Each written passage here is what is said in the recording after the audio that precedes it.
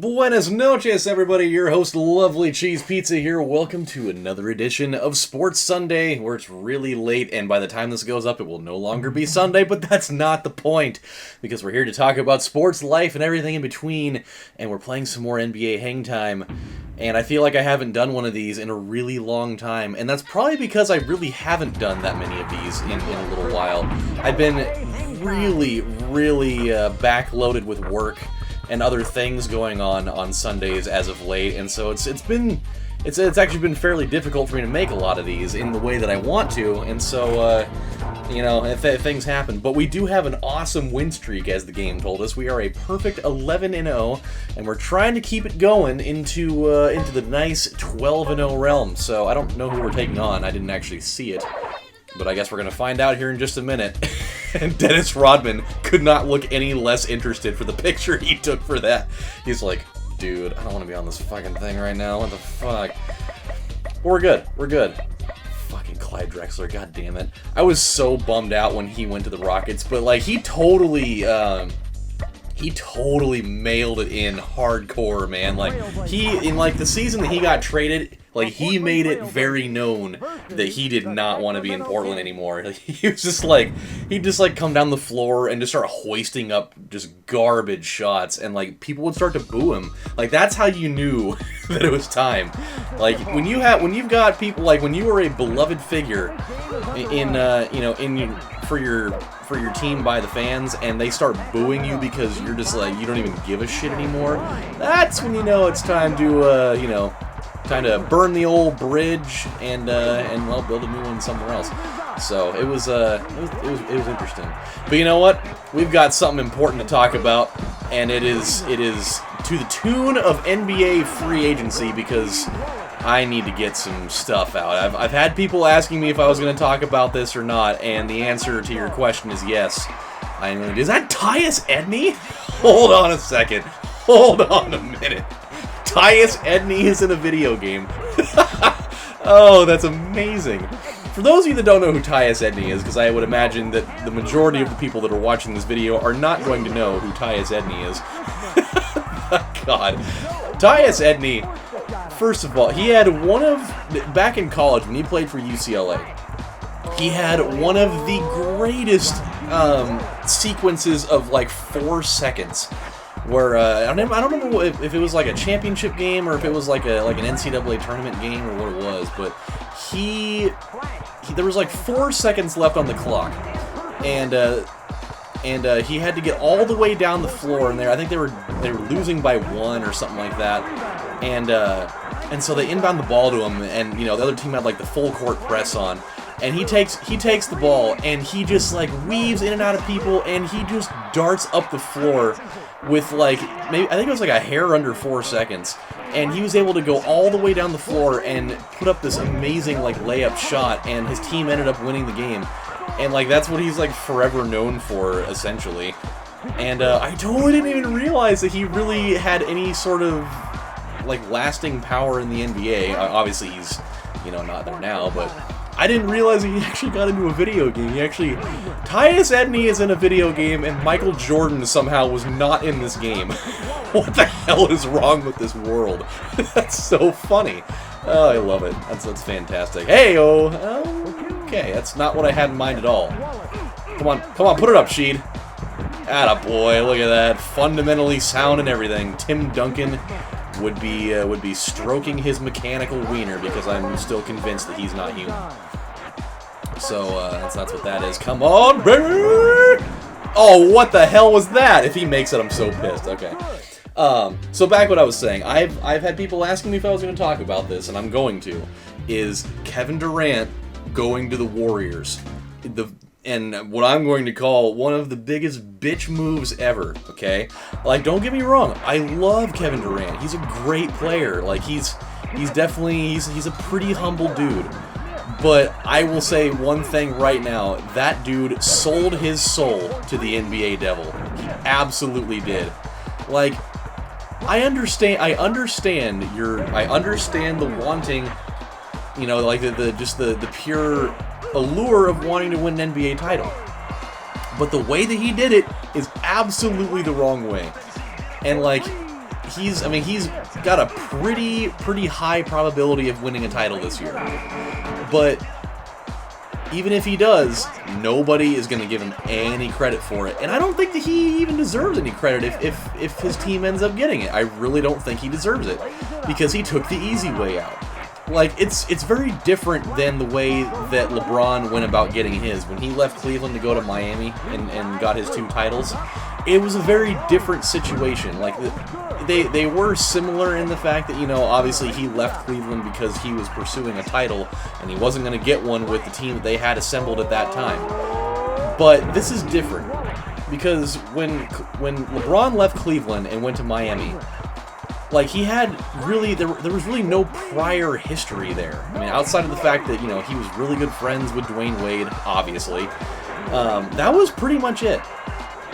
But the reason why Kevin Durant will get unending flack for that whole thing, this is not going very well, by the way. Usually the first half of games, we are just ripping people apart, and it is not really going about that way right now. There we go. Is that Kevin Durant left his team to essentially, and he left his team for the team that put him out of the playoffs. That is why I don't feel like people are going to give him a break, and they shouldn't. Like, that is one of the biggest, like, cop-out moves. It's one thing to, you know, want to strive to go get a championship and you go to a team to go get it, but you don't abandon your franchise and, you know, all your fans and shit for the team that put you out. That is just the worst. That is seriously just the worst possible way that you could do that. That's basically saying, hey guys, you know, I loved it here, but fuck you. That's pretty much what he's saying. And yeah, and dude, and Golden State also, like, they're smart. They're obviously, I mean, you had a team that arguably won. I mean, they won the most games in the history of the regular season of the NBA. They didn't win a title with it, which is hilarious, and I love every moment of that. But they actually, like, they didn't need him. They obviously didn't need him. I mean, they had Cleveland on the ropes, down 3-1. They had, oh my god, that was awesome! Holy crap, I've never seen that go down before. That was so cool. That was a first-time thing. I've never seen that happen in a game. I've never seen a guy go up for a dunk, have him get rim checked, and have the ball fly up in the air, and have the guy who was in alley-oop mode catch it and just come down and slam it. That was so sick. Oh, NBA Hangtime, you never cease to amaze me with awesome things. That was so rad. But yeah, like, they obviously didn't need Kevin Durant. And Kevin Durant realistically didn't need them either. I mean, they were one game away from going to the NBA Finals, where Cleveland probably would have ultimately beaten them. But that's not the point. It's just like the entire trade, or the entire free agency signing is just like a match made in hell, more or less. It's just that right there is like everything wrong with the NBA in a sense. Like, there used to be, like, and it was definitely well before I was born, but there used to be a time in the NBA where, you know, the superstars were pretty well spread out for the most part. I mean, there were teams that just had gotten lucky in the way that they put them together, and you know, everything was awesome. And you had, like, you know, the Celtics and the Lakers of old. But I mean, usually when like, superstars generally used to stick with their teams, and like, for a lot of them, even in today's league, they've been doing that. Like Dwayne Wade had stayed in Miami for 13 seasons, and, you know, he decided to go to Chicago to go home because he's obviously going to be retiring soon. You know, LeBron he'll have been in Cleveland for the vast majority of his career, and Kevin Durant, if he would have stayed in OKC for the entirety of his career and you know, managed to win a couple of titles there, like, he would have been an absolute fucking legend with those people. But instead, you know, you got people that are burning his jerseys out in the parking lot, pretty much giving him the LeBron treatment, more or less. Come on. Oh, come on, what are you doing? What is going on? Ah! Shit. No, he will not. Oh, wow. Oh, he just looked me straight in the face. Oh, God. He was like looking, he was staring at me through the screen. He's like, you really thought you were going to get that off, bitch? No, you were not. No, you were not. I will burn myself in hell before I give you a chance at scoring there. Come on. Hey, I'll take the points. That's fine. I'll take the points. So yeah, it's just I really hate that the NBA feels the need that all these like super teams have to exist. I personally think it's just awful. Like it's not good for the league. Like you're pretty much not giving anybody in the league really much to play for, like outside of Cleveland. Like that's realistically going to be like one of probably 2 teams that have a legitimate chance at putting Golden State out. There's a fairly strong possibility that oh boy. Okay, that's okay. All right. Oh no, you bastard! God, this is getting out of hand. It's getting so out of hand right now. It's just this is unabated chaos right here. Come on. I also feel like there we go. God, I was gonna say I feel like these guys have been on fire forever. Here we go. Here we go. Here we go. There it is. Ah, feeling good. But there's a very strong possibility that I think Golden State might end up winning. They might end up winning like realistically, they could go like 78-4. I'm not kidding. Like they went 73-9 with the team they had last year, and this team is significantly better than that. I mean, not only did they get Kevin Durant, but they got Ray Allen, they got oh boy, they got Ray Allen, they got David West, they got who else did they get? They got somebody else too. They're fucking stacked, man. Like there's gotta be I hate it.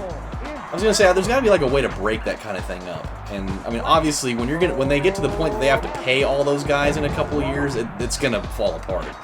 I hate it. I hate it. I don't like anything about it. I think that because like you're not really getting things like that in football. Like you're not getting crazy all-star teams like that in football. Like you don't have like Aaron Rodgers, followed up by like fucking like Odell Beckham Jr. and like Adrian Peterson and like all these guys all on the same team. Like you're not gonna have a Pro Bowl team being all on the same team. So it's I don't know. I know I'm kind of rambling on this now, but basically saying Kevin Durant took the bitch move out in his pursuit for a title. Like he had everything that he needed in OKC to win a title, but instead he's just like, fuck it, I'm gonna take the easy way out and go do it. And he tries to pawn it off like it's gonna be super difficult for him to do that. Oh, I'm going to a city where I don't know anybody and I have to take on a new role. Oh my god, it's gonna be so hard for me to take a few less shots, you know? Ooh, got new attribute points. Fantastic. This is good. I just, the whole thing just smells like shit to me, but that's my take, and I'm sure a lot of people will disagree with that. What does Steve Kerr play? He absolutely is not a catcher. He's also not a center because he's not tall enough, and I'm almost positive he was not a forward as he was not tall enough, so a guard it is. Speaking of Steve Kerr, by the way, I still love Steve Kerr. I don't like the fact that he had to be the coach of the team I hate the most.